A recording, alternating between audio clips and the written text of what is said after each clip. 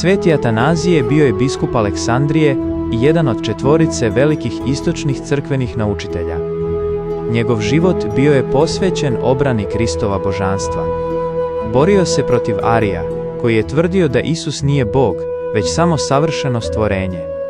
Atanazije je formulirao nauk da je sin istobitan ocu. Zbog svoje beskompromisnosti proveo je ukupno 17 godina u progonstvu. Carevi su ga stalno tjerali iz Aleksandrije, a on je utočište pronalazio kod pustinskih otaca u Egiptu ili u Rimu. Napisao je čuveno djelo o utjelovljenju riječi i životopis svetog Antuna Pustinjaka, čime je zapadnom svijetu približio monaštvo.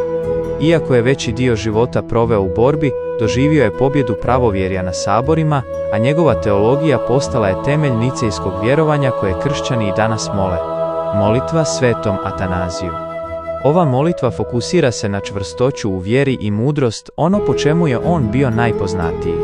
Svemogući vječni Bože, ti si svetoga Atanazija učinio izvrsnim braniteljem božanstva tvoga sina. Molimo te, udjeli nam da po njegovu nauku i zaštiti tebe sve bolje poznajemo i sve više ljubimo.